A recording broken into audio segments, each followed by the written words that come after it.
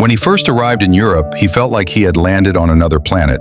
Nothing looked familiar. Every food label looked like an alien code. Every face spoke a language he couldn't understand. Even asking for bread felt like solving a riddle. So he did what he could. Back home, he had never worked a day in his life. Everything was done by my parents. Here, he had to do it all alone. Visual boy knocking on restaurant doors with a paper resume. Door after door closes. Soft rain begins to fall. A friend said, "Go ask restaurants, someone might need help." So he did.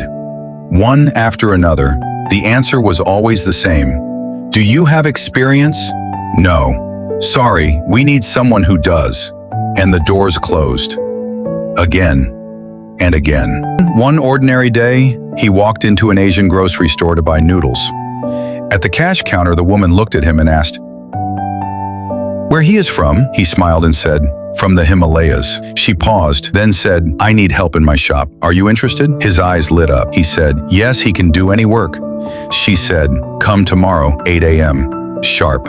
Visual, the boy walks home with just instant noodles and the biggest smile he's had since arriving. He didn't sleep much that night.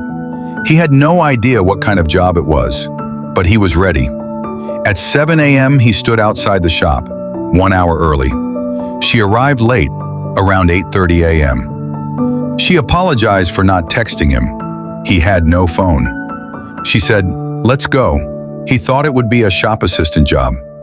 They drive past the city until they arrive at a massive warehouse surrounded by trucks. Instead, we arrived at a warehouse. Dozens of trucks, forklifts, steel, sweat, and silence. The manager walked him to the back of a truck and pointed. His job is to unload all this. He looked up, 1,200 bags of rice, each bag 20 kilos.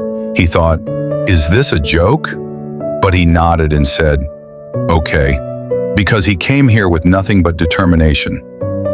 His hands trembling, sweat dripping as he lifts the first bag, then another and another. By the end of the day, his fingers were raw, his back screamed, his shirt was soaked. He had no lunch, didn't even know who's supposed to bring one. It took him 10 hours, but he did it. She paid me 375 euros. She asked, "Can you come tomorrow?" He said, "Yes." Of course he said yes. The next morning he could barely move. Every muscle in his body ached, but he had made a promise, and his kept it. He limps into the warehouse, stiff but determined. Truck parked, another 1,200 bags. The same truck, the same mountain, but now he had experience. Even with pain in his hands and knees, he pushed through. Another 10 hours, another 375 euros, another day survived, becoming the machine. For 20 days straight, he unloaded rice. No rest, no weekends, just bags, sweat, and quiet determination. He was young, he was strong, he was becoming someone new. The owner came to him one day and said, "Would he like to work here permanently?" And he said, "Yes, thank you," with tears in his eyes. After 1 month, a new man. After 1 month, the pain was gone. His hands had become tools, his body, a machine. What once took me 10 hours, now he could finish in just 5. He sits outside peacefully, eating homemade food he now prepares. He wasn't just lifting rice, he was lifting his life. And little by little, he was lifting his family's future. Closing reflection. They say you find yourself in foreign lands. But he didn't find himself, he built himself, bag by bag, day by day. Not with tools, but with purpose. From rice to rise, the journey of a Himalayan boy. He wasn't just hungry for food. He was hungry for a start.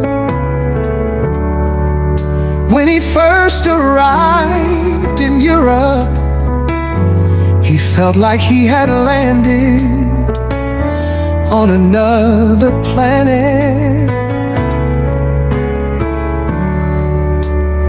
Nothing looked familiar. Every food label looked like an alien code.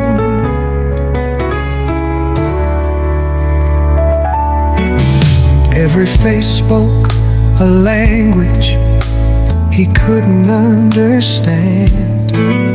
Even asking for bread felt like solving a riddle. So he did what he could, smiled, pointed, nodded. He wasn't just hungry for food, he was hungry for a star.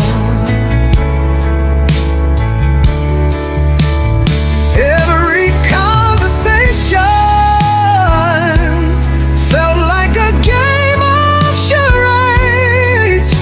He wasn't just hungry for food, he was hungry for a star.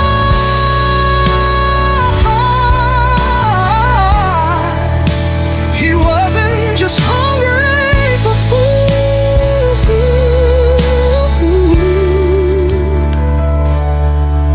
he was hungry for a start. When he first arrived in Europe, he felt like he had landed on another planet.